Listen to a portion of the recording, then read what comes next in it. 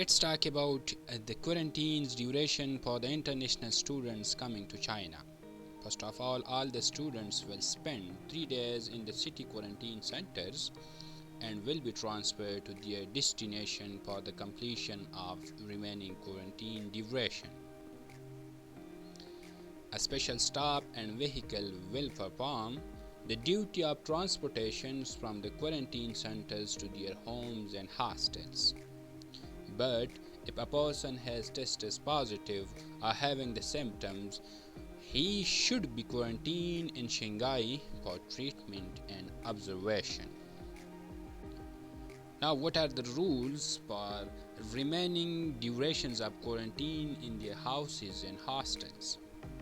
All the students cannot come out without any justified reasons. In case of any emergency, following the SOPs are mandatory.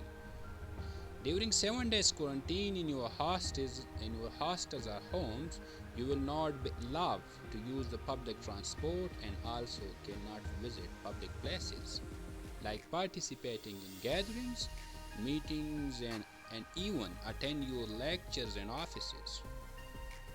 So all those students who are coming to China must be mentally prepared for the spending time in quarantine centers. As the Chinese government have mentioned that we are working on the facilitations of international students so they can bring changes in their policies. So subscribe my channels for further details and updates.